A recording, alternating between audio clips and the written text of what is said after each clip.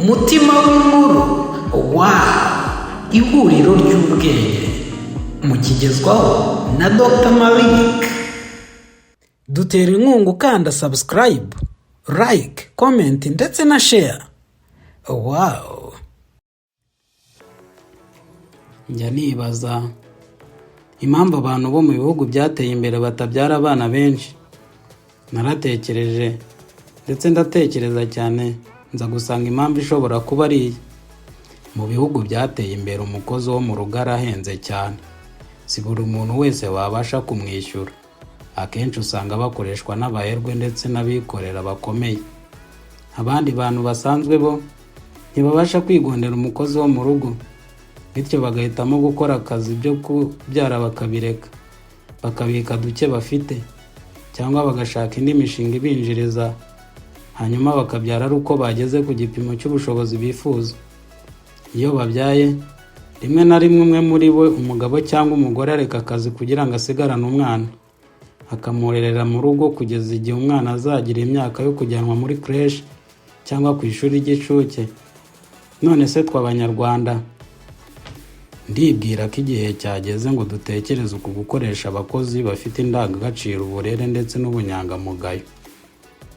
Tureke gukoresha umuntu wabuze byose, uwabuze uburere, wabaye mu buzima bumugoye, tukamukoresha ku giciro gito, rimwe na rimwe tudateganya no kumuhemba.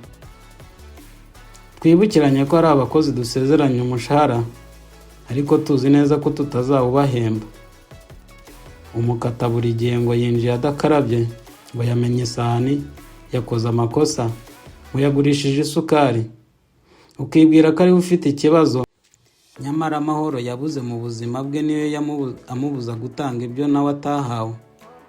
Ndibwira ko igihe cyageze ngo abize, abarangije amashuri runaka nabo batekereze ku gukora akazi ko mu rugo, nko kurera abana, gutunganya mu rugo. Batekereze ko ari akazi gakomeye, gatanga icyubahiro, kandi kagomba guhembwa neza. Abahemba nabo bagatanga agatubutse, ku buryo ukora ako kazi aba azi neza ko ari akazi gatangaje.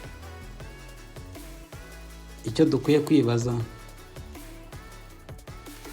ukoresha umukozi wawe, umuha agaciro nk'umuntu, umuhemba neza kandi ku gihe. Ntabwo umukata uko ubonye. Wamukuye ahantu hizewe, afite uburere n'indangagaciro bikwiye, cyangwa se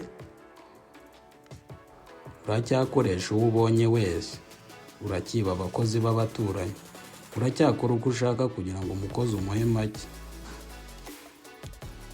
Dufate umwanzuro.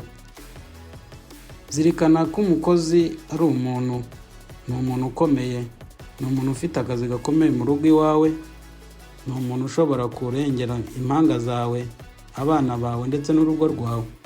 Ni umuntu wo kubahwa nk'uko wubaha abandi bose. Nta ikiganiro kirangiriye. Ndakwibutsa ko ibi bitekerezo byatanzwe n'umuvugizi w'umujyi wa Kigali, akaba na Shangazi Emma Claudine. Nge ni Dr. Malik.